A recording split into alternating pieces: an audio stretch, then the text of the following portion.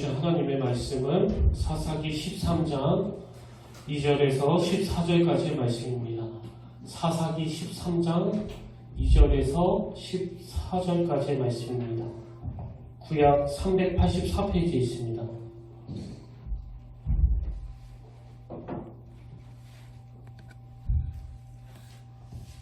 사사기 13장 2절에서 14절까지의 말씀인데요. 우리는 2절부터 7절까지만 읽도록 하겠습니다. 저와 여러분 한 절씩 교독하실 텐데 제가 먼저 읽겠습니다.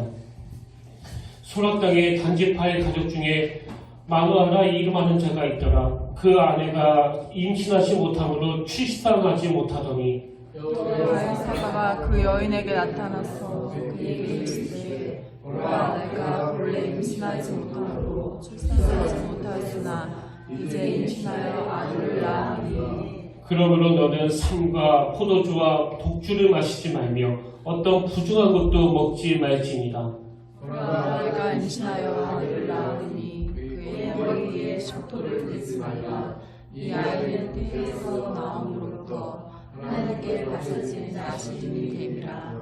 그가 블레셋 사람의 손에서 이스라엘을 구원하기 시작하리라 하시니 이에 그 여인이 가서 그의 남편에게 말하여 이르되 하나님의 사람이 내게 오셨는데 그의 모습이 하나님의 사자의 용모 같아서 심히 두려움으로 어디서부터 왔는지를 내가 묻지 못하였고 그도 자기 이름을 내게 이르지 아니하였으며 우리 다같이 읽겠습니다. 시작. 그가 내게 이르기를 보라, 내가 임신하여 아들을 낳으리니 이제 포도주와 독주를 마시지 말며 어떤 부정한 것도 먹지 말라. 이 아이는 태에서부터 그가 죽는 날까지 하나님께 바쳐진 나시림이 됨이라 하니라.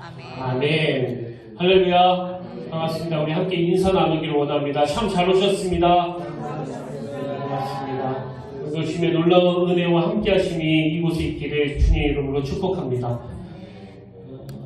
오늘 본문에 보면 그 삼손의 아버지 이 마누아라는 인물이 등장을 하는데요. 아마 상당히 많은 분이 이 마누아라는 이름을 처음 들어보셨을 거예요. 그 성경을 꽤 가까이 하지 않고는 이 마누아라는 이름을 접하기가 쉽지 않은데요. 성경에서 이 마누아라는 인물은 오늘 본문 사사기 13장에만 딱 등장을 하고 더 이상 나타나지 않습니다. 그리고 또 이 마누아라는 인물을 가지고 설교하는 것도 여러분 못 들어보셨을 거예요. 그 설교하는 목회자 입장에서 좀 인용은 하고 싶은데요. 써먹을 게 하나도 없습니다. 이 마누아는. 그래서 이 마누아의 삶을 딱 한마디로 말하라고 그런다면 우리 같은 평범한 사람이에요. 그냥 동네에서 추리닝이 있고 그 마누라 심부름하러 슈퍼마켓 가는 이런 흔히 마주칠 수 있는 평범한 인물이 마누아인데요. 그러나 저는 이 마누아가 이렇게 겉으로 보기에는 한 일도 없고 설교 시간에 인용할 거리도 하나도 없는 그런 평범한 삶을 살았지만 오늘 이 혼미한 시대에 우리 모두가 다 어떤 의미에서는 우리에게 참 귀감이 되는 인물로 또 본받아야 될 샘플처럼 생각될 인물이 바로 이 마누아라고 저는 그렇게 생각을 합니다. 저는 이 마누아를 보면서 이런 생각을 하는데요. 세상적으로 유명하고 큰 자 같지만 하나님 앞에서는 너무너무 초라한 인생이 있고요. 그런가 하면 세상적으로는 작고 이름 없는 그 보잘것 없는 인생 같지만 이 하나님 앞에서는 영웅처럼 큰 자가 있는데요. 마누아는 바로 후자입니다. 제가 무슨 근거로 이런 말씀을 드리는가 하면요. 이 마누아가 살던 그 시대에도요. 우리와 마찬가지로 극심한 타락한 시대예요. 사사기 13장 1절에 보니까 이스라엘 자손이 다시 여호와의 목전에 악을 행하였으므로 여호와께서 그들을 40년 동안 블레셋 사람의 손에 넘겨주시니라. 그 당시 사회는 전방위적으로 타락하지 않는 그런 영역이 없다는 정도로 뼛속까지 타락한 시대인데요. 그 중에서도 그 성적인 타락. 그래서 그 사사기 19장에 보면은 진짜 끔찍해요. 그렇게 경건하고 거룩해야 할 레위인이 처벌두고 있고요. 그 레위인이 처벌두고 있다는 이것도 정말 생소한 타락인데요. 그 첩이 또 불륜을 일으켜요. 그래서 그 레위인을 떠나 도망을 갑니다. 자기 집으로 도망을 가는데 레윈이 이제 그 여자 집에 가서 잘 달래가지고 다시 자기 집으로 데려가는 그 과정에서 이제 어느 노인의 집에 머물게 되는데요. 그거랑 이 동네 불량배들이 막 몰려와가지고 그 동성 성폭행을 하려고 막 협박을 가하고요. 뭐 그 이후에도 입에 담기 어려운 그런 끔찍한 일들이 벌어지는 그게 그 시대의 모습이에요. 이렇게 성적으로 타락하던 시대다 보니까 여러분 뭐 당연히 사람도 그 시대와 환경의 영향을 받게 되는 거 아닙니까? 그러다 보니까 바로 오늘 본문 앞장입니다. 사사기 11장 8절 9절에 그 뒤를 이어 베들레헴의 입산이 이스라엘의 사사가 되었더라. 그 다음 한번 보세요. 그가 아들 30명과 딸 30명을 두었더니 이게 지금 어떤 상황인지 아시겠죠? 설마 이 많은 자식을 부인 한 사람이 다 낳았다고 생각하시는 건 아니겠죠? 그리고 바로 그 다음 13절에도 보니까 그 뒤를 이어 비라돈 사람 힐렐의 아들 압돈이 이스라엘의 사사가 되었더라. 그에게 아들 40명과 손자 30명이 있어. 이게 무슨 사사들 사이에서 트렌드도 아니고 뭐 애 많이 낳기 이런 경쟁을 하는 것도 아니고요. 이게 뭘 이야기하는 거겠습니까? 모범을 보여야 될 레위인이 첩을 두고 있고 그리고 종교 지도자라고 하는 사사들이 이런 식으로 여러 부인을 두고 여러 자식을 낳고 있는 이런 모습을 보면서 여러분 우리가 알 수 있는 게 뭐예요? 우리는요 어쩔 수 없이 타락한 시대에 영향을 받을 수밖에 없다는 겁니다. 여러분 지금 여기 50대 60대 어른들이 생각하는 그 혼전 순결의 개념하고요 지금 10대나 20대가 생각하는 혼전 순결은 뭐 용어만 같지 완전히 다른 이야기예요. 뭐 여러분도 아시겠지만 그 옛날에 무슨 연예인이 결혼하기 전에 임신을 하게 됐다. 이게 들통이 나면은요. 그로부터 연예계에서 완전히 매장 나가는 거 아닙니까? 이게요 뭐 재기가 불가능했습니다. 그리고 이게 그렇게 오래된 이야기가 아니에요. 불과 얼마 전의 이야기예요. 근데 여러분 지금 다 보셔서 알지만 이제는 자기가 그 막 SNS 같은 데다 올리지 않습니까? 어느 여자 배우는 이제 제가 2달 뒤에 결혼을 하게 되는데 지금 제 뱃속에 6개월 된 아기가 자라나고 있어요. 이미 혼수를 주신 거라 생각해요. 막 이런 글을 자기가 올리면은요 그 밑에 댓글들이 막 축하한다고 그러고 잘 살으라고 그러고 뭐 연예계 매장 전혀 없습니다. 그리고 이 타락한 시대에 영향을 받는 건 이 연예인뿐만이 아니고요. 저 같은 목회자들조차도.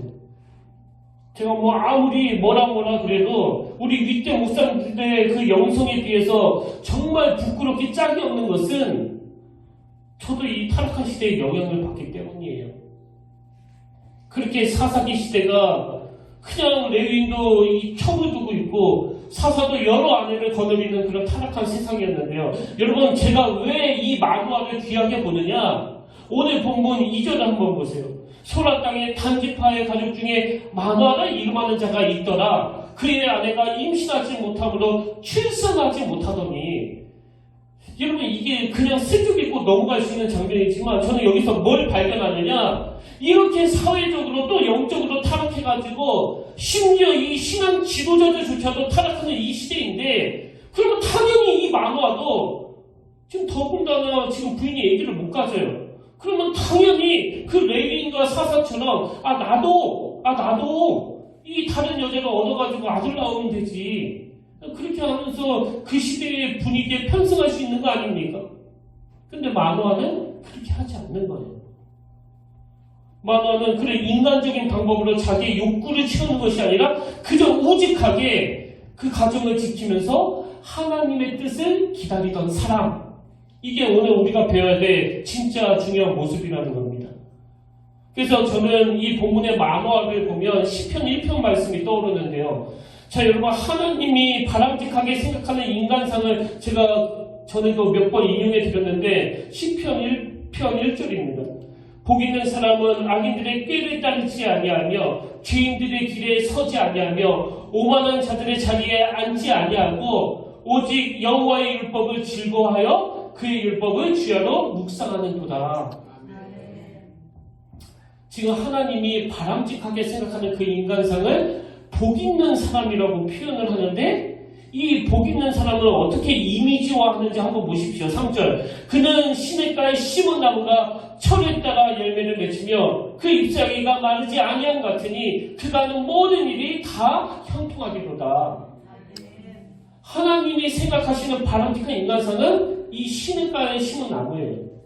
근데 이 시냇가에 심은 나무는 어떤 이미지입니까? 이건 굉장히 정적이에요.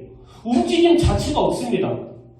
그런가 하면 하나님이 보시기에 별로 바람직하지 않는 인간상, 그 악인은 어떻게 이미지합니까? 4절. 악인들은 그렇지 아니하며 오직 바람에 나는 겨와 같도다. 이 바람에 나는 겨, 이건 굉장히 역동적인 이미지 아닙니까?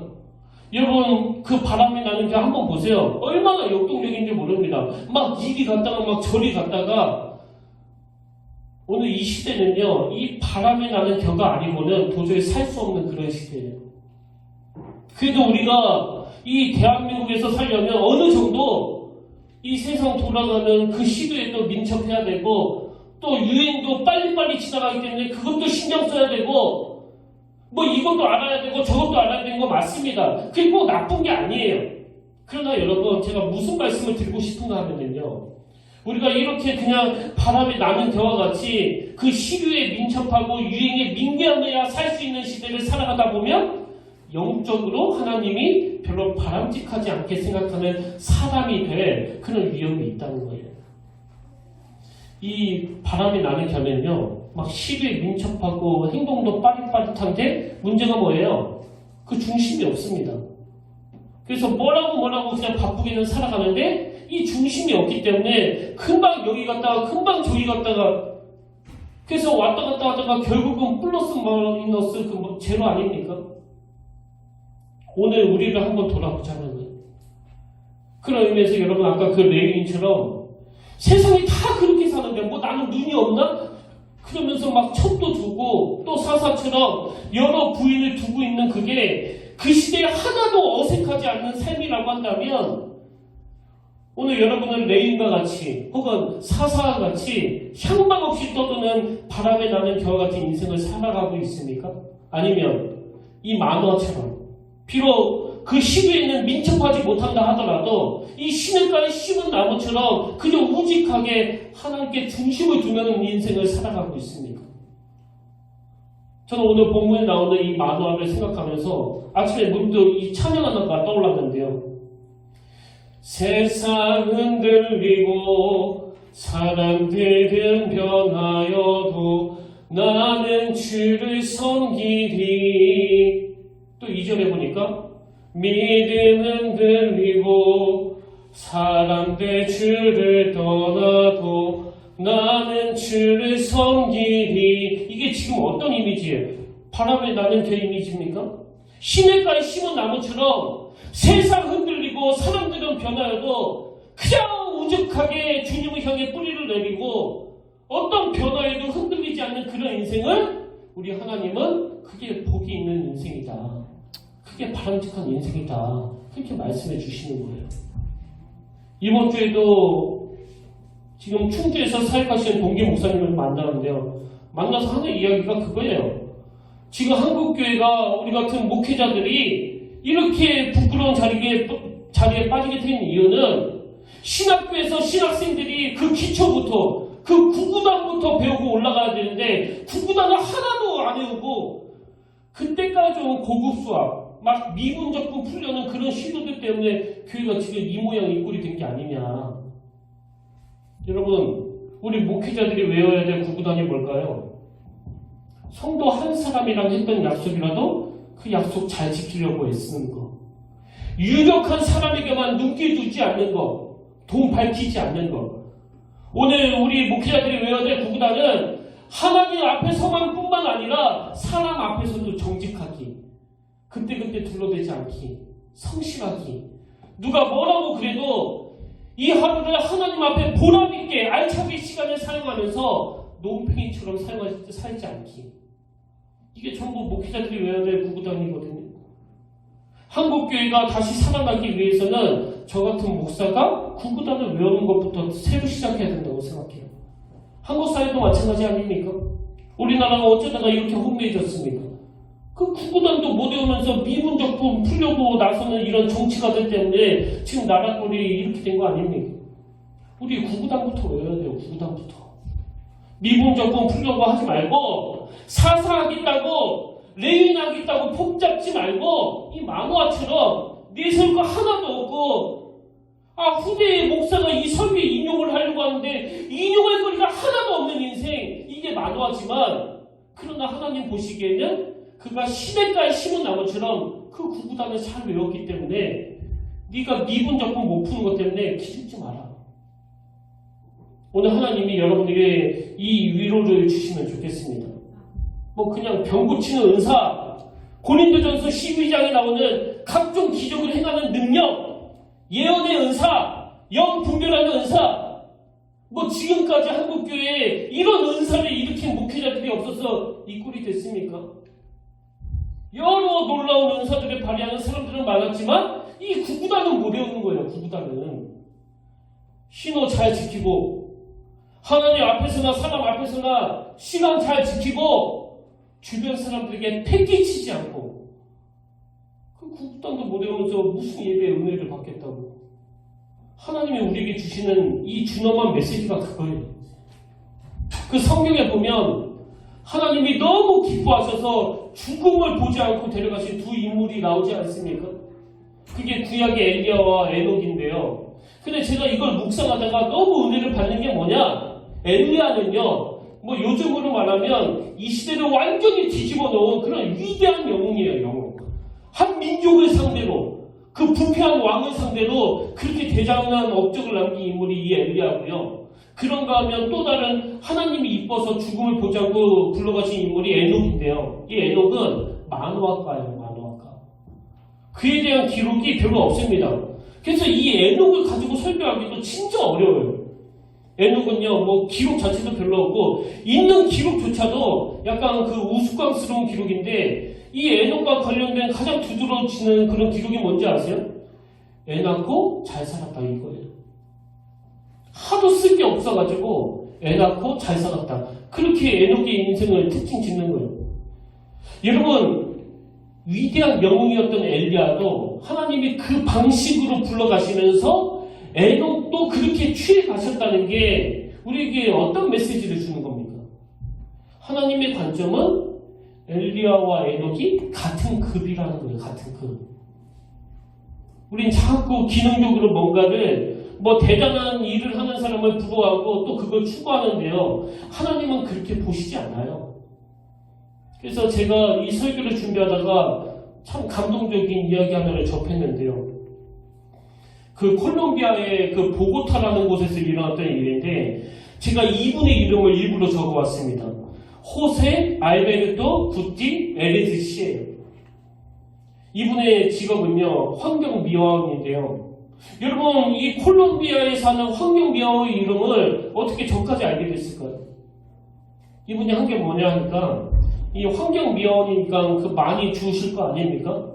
그래서 이분이 뭘 했느냐, 쓰레기를 줍다가 그 버려진 책들 중에서 쓸만한 것들만 이분이 골라온 거예요. 몇 권을 고른 줄 아십니까? 2만 권을 골랐습니다. 몇 년에 걸쳐서 고른 줄 아십니까? 20년 동안 골랐습니다. 20년 동안 그 쓰레기통을 뒤지면서 한결같이 그 버려진 쓸만한 책들을 따로 모았더니 책이 2만 권이나 돼가지고요. 지금 이분이요, 저소득층 사람들이 활용하는 그 도서관을 만들었다는 거예요. 20년에 걸쳐서. 여러분, 돈 있는 부자들도요, 그냥 이 자리에서 결제해가지고 도서관 하나 만들 수 있습니다. 뭐 책 2만 권 바로 구입할 수 있습니다. 그러나 제 눈길이 이분의 이름이요, 호세 알베르토 구티 에레즈라는 이름을 제가 이 시간에 여러분 앞에서 굳이 가르쳐드리고 싶은 것은요, 하나님은 이런 사람을 기뻐하신다는 거예요. 비록 환경미화원이지만 세상적으로는 하나도 내세울 거 없지만 이런 정신을 가지고 자기 삶 속에서,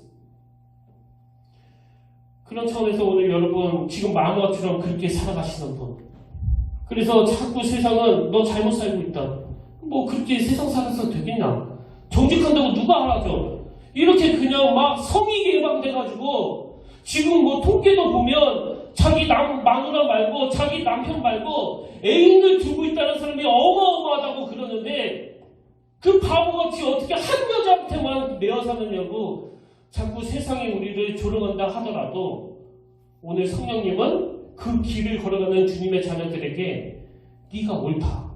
네가 가는 그 길이 정답이다. 기죽지 마라. 너 작은 자 아니다. 이런 위로의 말씀을 전해주시기를 바랍니다. 그런 면에서 저는 오늘 우리가요, 어떻게 하면 시냇가에 심은 나무처럼 하나님이 바람직하다고 생각하는 그런 인생이 될 수 있을까? 어떻게 하면 우리도 마노아처럼 그렇게 시류에 흔들리지 않는 기초가 튼튼한 그런 인생이 될 수 있을까? 여러분, 우리가 이런 기초가 튼튼한 구구단을 잘 외우는 인생이 되기 위해서는요, 우리가 하나님의 뜻을 잘 알아야 되는데요. 그 하나님의 뜻이 무엇인지를 제가 몇 가지로 정리해봤습니다. 자, 첫 번째로요, 우리가 구구단을 잘 외우기 위해서는 하나님은 성공이 아니라 구별된 삶을 원하신다는 걸 아셔야 됩니다.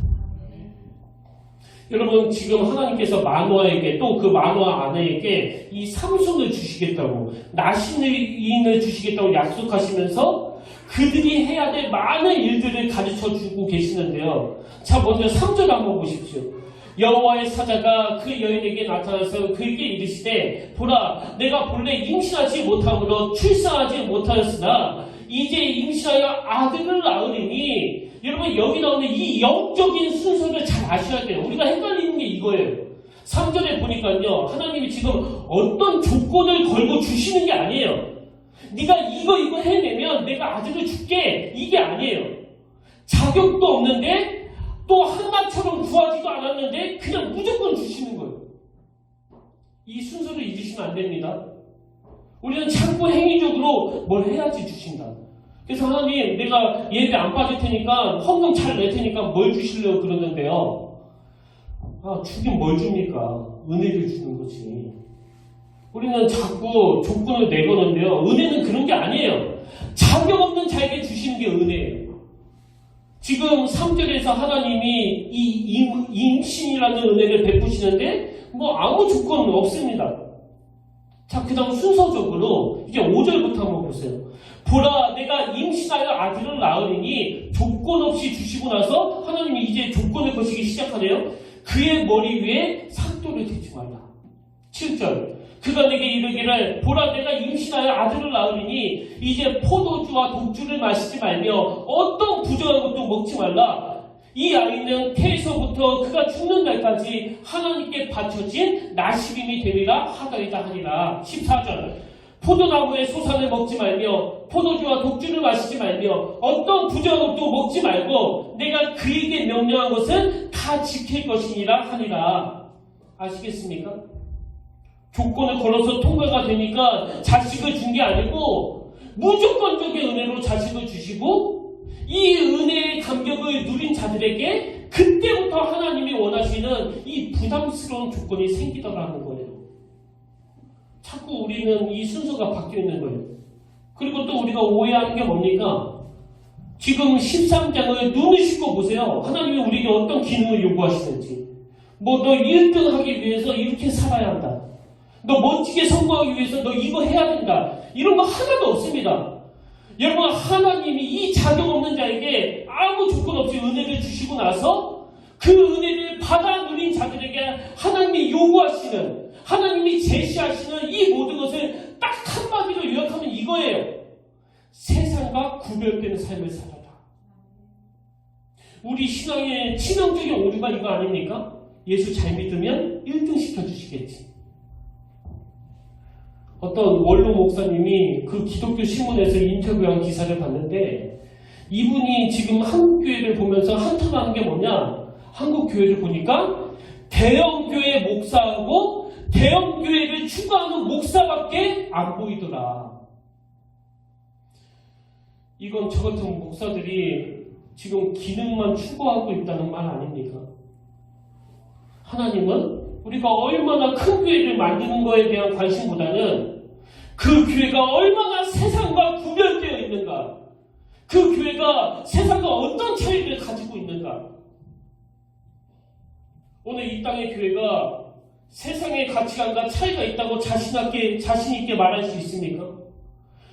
오늘 예수 믿는 여러분, 진짜 나는 세상 사람들과 가치관과 차이가 있어. 내가 걸어가는 이 길은 정말 세상과 구별된 길이야. 이렇게 자신 있게 말할 수 있습니까? 레위기 20장 26절에 너희는 나에게 거룩할지어다. 이는 나 여호와가 거룩하고 내가 또 너희를 나의 소유로 삼으려고 너희를 만민 중에서 뭐 했다고요? 구별하였습니다. 하나님의 구별은요, 거룩이에요, 거룩. 하루가 뭐다고 신문에, 하루가 뭐다고 인터넷에 떠드는 게 목사들의 그 성적인 타락 소식, 공금 횡령 소식. 이제는 뭐 놀랍지도 않아요. 이제는 그게 화제거리가 아니에요. 도대체 뭘 실수한 겁니까? 도대체 뭘 실패한 거예요? 하나님이 원하시는 구별, 그 거룩을 실패한 거 아닙니까? 교회를 얼마나 키우느냐에 이 관심보다는 내가 세상 사람들과 구별된 거룩한 사람인가. 세상 사람들에게 이 부분을 인정받지 못하는데 여러분 어떻게 그 전도가 되겠습니까? 저는 저와 여러분이 이런 말씀을 들으면서 그냥 한 번 듣고 지나가는 한 소주제어가 아니라 너무너무 가슴 아프게 제가 설교 준비하는 내내 이 가슴이 저렸던 것처럼 하나님은 성공이 아니라 구별된 삶을 원하시는데 나는 온통 성공한 목사로서만 저 자신을 바라보고 있었던 이 부끄럽고 부끄러운 내 모습을 정직하게 고백합니다. 하나님 어떻게 하면 좋겠습니까? 하나님의 은혜로 이제는 성공이 아니라 거룩한 그 구별된 거룩을 축복하는 인생이 되길 원합니다. 오늘 이 예배 시간에 이런 소원이 좀 생겨나기를 바랍니다. 그런가 하면 두 번째로 우리가 영적으로 구구단을 잘 외우기 위해서는요. 하나님은요. 우리가 본을 보이는 삶, 본을 보이는 교육을 하기 원하신다는 겁니다. 제가 방금 하나님이 이 자녀는 조건 없이 은혜를 주셨지만 그 은혜를 받는 사람에게는 많은 조건을 걸고 계신다고 말씀을 드렸는데요. 그 과정에서 제가 발견하는 게 하나 있습니다. 자, 5절을 한번 보세요. 5절. 보라 내가 임신하여 아들을 낳으리니 그의 머리 위에 삭도를 대지 말라. 이 아이는 태에서 나옴으로부터 하나님께 바쳐진 나시린이 되리라. 지금 하나님이 네가 낳은 그 아이가 나시린이기 때문에 해서는 안 되는 많은 게 있다. 그런 말씀을 주시면서 뭐 13장 내내 이제 네 아이들을 이렇게 키워야 된다. 이것도 하면 안 된다. 또 저것도 하면 안 된다. 이렇게 말씀을 주시는데요. 제가 발견하는 게 하나님이 그런 요구를 하시기 전에 4절에서 이 전제가 있더라고요. 자, 4절 한번 보시겠습니까? 그러므로 너는 누굽니까? 삼손의 엄마. 애를 키워야 되는 당사자. 그러므로 너는 산과 포도주와 독주를 마시지 말며 어떤 부정한 것도 먹지 말지니라. 그리고서 나오는 게 자식 교육이에요. 무슨 뜻입니까? 네가 낳은 아들이 나시이기 때문에 이것도 해서는 안 되고 또 저것도 해서는 안 되는 이런 신앙 교육이 필요한데 그 신앙 교육을 하기 전에 먼저 네가 본을 보이는 삶을 살아라. 이게 오늘 본문의 핵심이라고 저는 생각합니다. 오늘 한국교회 성도님들이 자녀 교육에서 실패한 게 이거 아닙니까? 자기는 그렇게 살지도 않으면서 맨날 그 자녀들한테만 또 왜 그렇게 사냐고. 근데 예수 믿는데 왜 그 모양이냐? 자기도 이렇게 제대로 안 사는데 자녀들에게 뭘 바라겠습니까? 하나님이 우리에게 원하시는 건 본이 되는 자식 교육하기 전에 네가 먼저 4절에 그러므로 너는 네가 이제 네 아들 보고 포도주 마시면 안 된다, 독주 마시면 안 된다 이 교육을 해야 되는데 애 낳기도 전에 먼저 네가 이 본이 되는 모습을 보이라는 거예요. 저는 오늘 본문 13장에서 이 본이 되는 모습을 그 하나님의 사자들에게서 보는데요.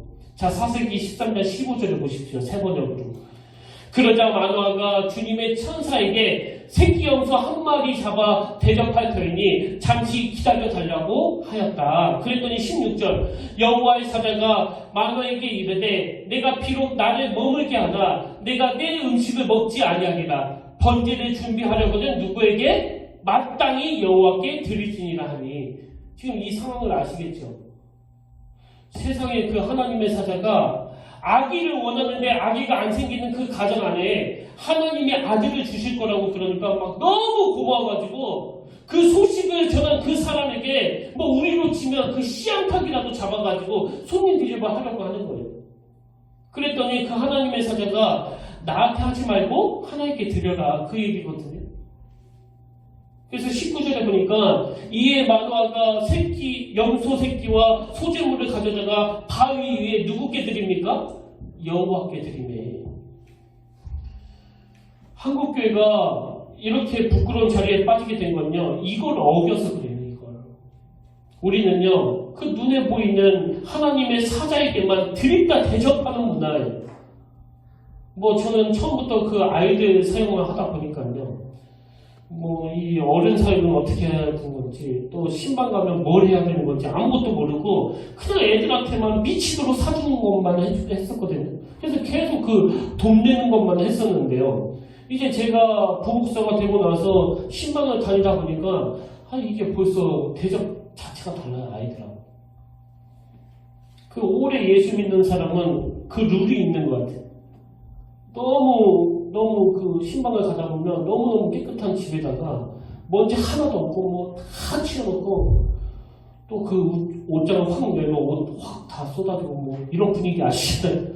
그런 분위기를 딱 이렇게 만들었는데, 그리고 아무것도 없는 그 깨끗한 거실에 낮은 상 하나를 놓고요, 이제 그 상 위에다가 그 봉투 2개가 올려져 있는데요, 그 봉투 하나는 감사헌금 봉투고 그 또 다른 봉투 하나는 이제 신방을 오신 목사님께 드리는 봉투예요. 근데 저는 그때 저에게 주신 봉투를요, 뭐 한 번도 저를 위해서 사용해 본 적이 없습니다. 그 봉투, 그 교회에다가 다시 다 드렸거든요. 그리고 그건 이 담임 목사가 된 지금도 마찬가지예요. 제가 이 교회에 와서 몇 번 신방을 했는데요, 저에게 봉투를 주시면 그거 다 교회 재정에다 다시 넣어가지고 교회 예산으로 사용했습니다. 여러분, 왜 그렇게 할까요? 목사님을 너무너무 잘 대접하고 싶은 그 마음에서 주는 봉투인 건 이해가 되는데요, 근데 여러분, 제가 거기에 맛을 들이기 시작하면요, 이제 어떻게 하면 하나님께 영광이 되는 예배를 할까 보다는 어떻게 하면 이 사람의 구매에 맞춰서 기분 좋은 설교를 해가지고 그 봉투를 더 두둑하게 만들까, 이런 것으로 제가 발달하게 되고, 그러면 결국 제 인생은 망하게 되기 때문이에요. 오늘 하나님의 사자가 보여주는 분이 뭐예요? 뭐 여러 말이 아니에요.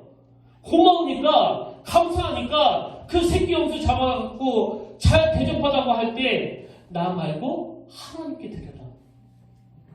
이 분을 지금 하나님의 사자가 보여주고 있다는 거 아닙니까? 여러분, 고린도전서 4장 15절 16절에 바울이 이런 말을 합니다. 그리스도 안에서 1만 스승이 있으되 아버지는 많지 아니하니 그리스도 예수 안에서 내가 복음으로써 너희를 낳았습니다. 그러므로 내가 너희에게 권하노니 너희는 나를 본받는 자가 되라. 저는 여러분이 정말 이런 고백을 할 수 있는 이 자리까지 갔으면 좋겠습니다. 제가 강단에서 뭐 얼마나 설교를 잘하느냐 보다는 감히 이렇게 말할 수 있는 목사가 되기를 원합니다. 하나님이 이 자녀 교육에 있어서 이 마노아에게 주시는 그 준엄한 명령은 네가 먼저 그렇게 살고 그리고 나서 자녀를 교육해라.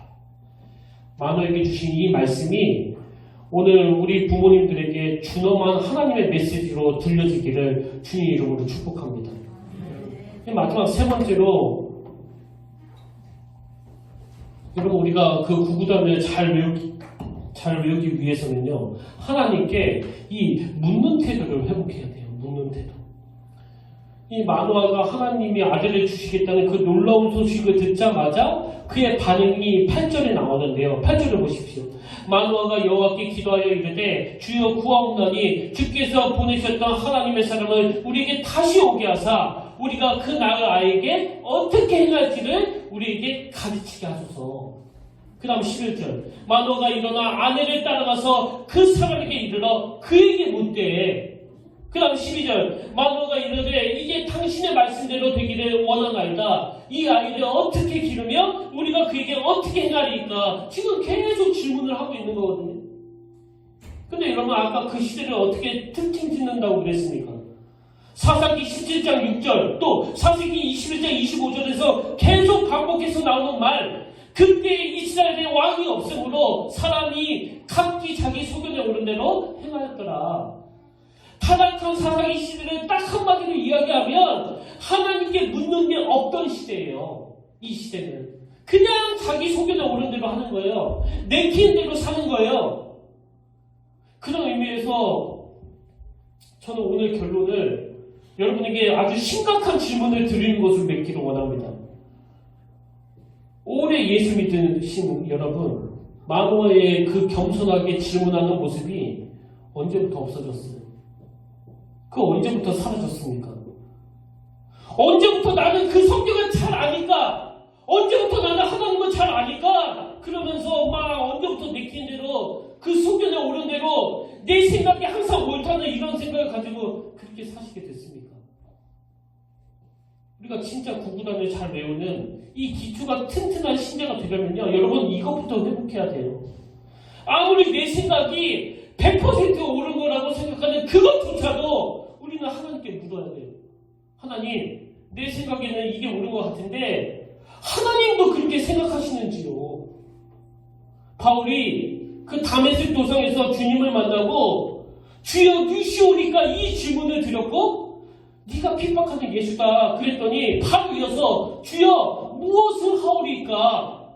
이 질문으로 시작한 게 이 사도 바울의 신앙생활이에요. 여러분 기도는요, 내 마음대로 무슨 목표 하나 정해놓고 그걸 이루어내기 위해서 하나님을 끌어들이는 그게 기도가 아니에요. 마누아의 이 모범적인 기도를 한번 보십시오. 12절 마누아가 이르되 이게 당신의 말씀대로 되기를 원하나이다. 이 아이를 어떻게 기르며 우리가 그에게 어떻게 행하리까? 이게 기도예요. 이게 이렇게 기도해 보셨습니까?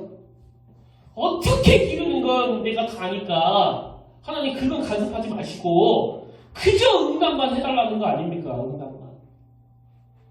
기도를 내가 원하는 것을 받아내는 것으로 잘못 알고 있는 이 가슴 아픈 잘못된 기도에 대한 인식이 오늘 한국교회를 이렇게 탐욕스럽게 짝이 없는 괴물 같은 공동체를 만들어버린 거예요. 내일부터 일주일 동안 하나님께 겸손히 내 삶을 여쭈면서 하나님, 저 정말 이렇게 살아도 괜찮은 겁니까? 이렇게 질문하시는 저와 여러분 되시기를 주님의 이름으로 축복합니다. 여러분 오늘 이 찬양을 같이 부르시면서 말씀을 정리하고 싶은데요. 세상 흔들리고 사람들 변하여도 나는 주를 섬기리. 믿음 흔들리고 사람들 주를 떠나도 나는 주를 섬기리. 그 시냇가에 심은 나무같이 견고한 믿음을 가지고 우리 함께 이 찬양으로 우리의 신앙을 고백하기 원합니다.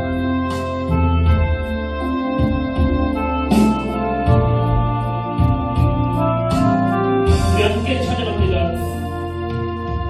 세상은 들리고 사람들은 변하여도 나는 주를 섬기니 주님의 사랑은 주님의 사랑은 영원히 변하지 않네. 나는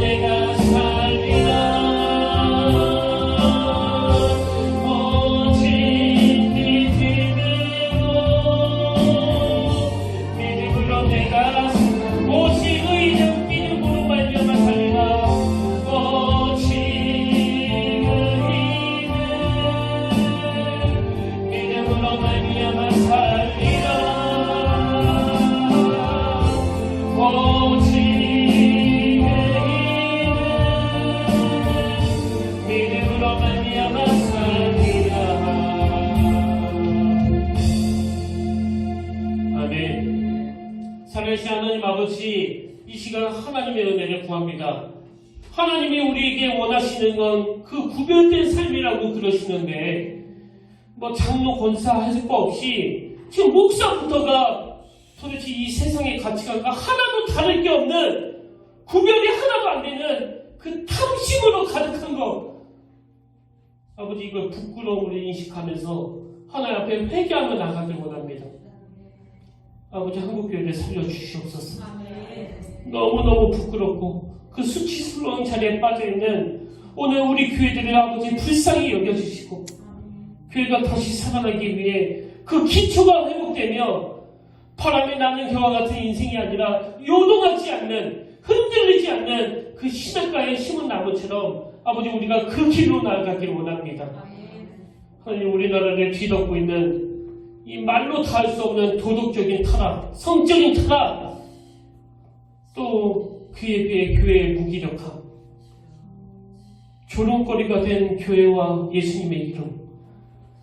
아버지 도대체 이 나라가 어디로 가는지 알 수가 없는데 하나님 긍휼을 베풀어 주셔서 우리에게 마땅히 기도할 바를 알게 하시고 그 은혜의 길로 인도하시며 주님의 은혜의 자리로 인도해 주시되 이 마노아가 걸어갔던 그 길, 에녹이 걸어갔던 그 길, 그 은혜의 길로 나아가도록 인도하여 주시옵소서. 그렇게 인도하여 주실 줄 믿사오며 예수님 이름으로 간절히 기도드립니다. 아멘. 우리 다같이 자리에서 일어나셔서 파송찬양으로 나 주님의 기쁨 되길 원하네. 우리 간절한 소원을 가지고 이 찬양 함께 부르기를 원합니다.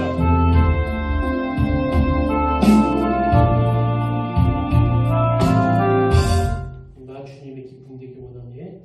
함께 찬양합니다.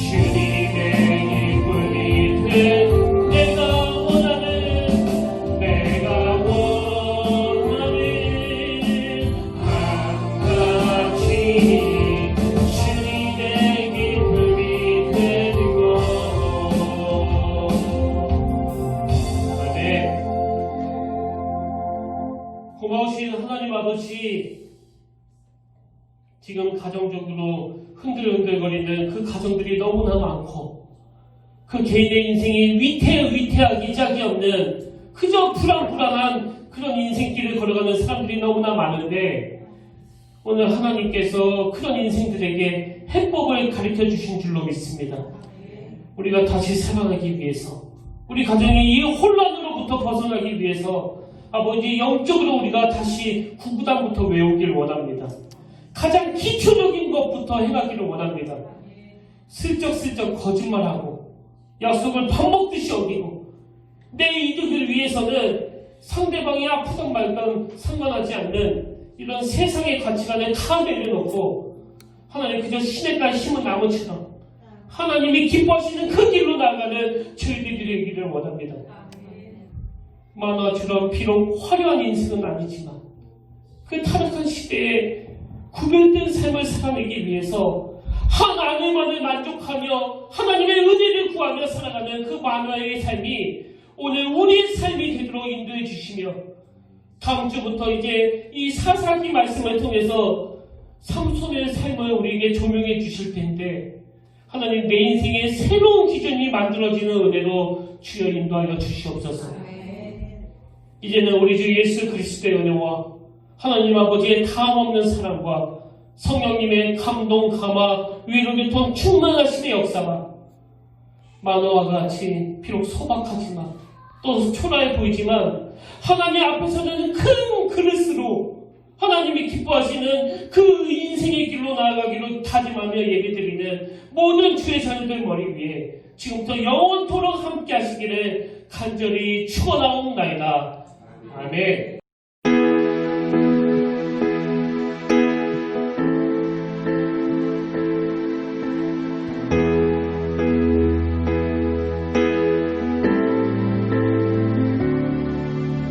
나의 가는 길 주님 인도하시네. 그는 보이지 않아도 날 위해 일하시네. 주 나의 인도자 항상 함께 하시네. 사랑과 힘 베푸시며 인도하시네. 인도하시네.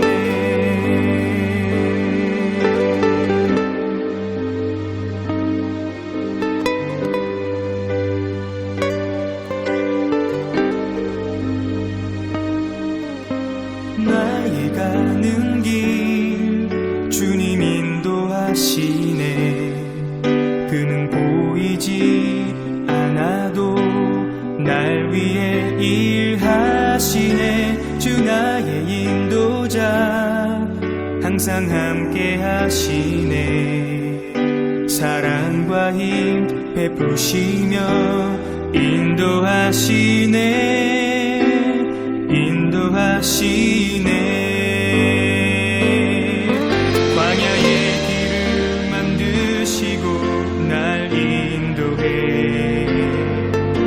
사막의 강 만드신 것 보라.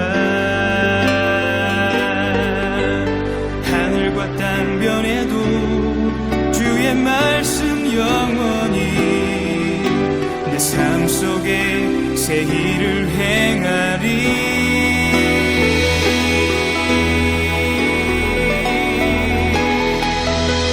나의 가는 길 주님 인도하시네.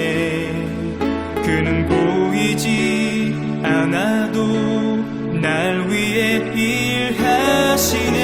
주 나의 인도자 항상 함께 하시네. 사랑과 힘 베푸시며 인도하시네.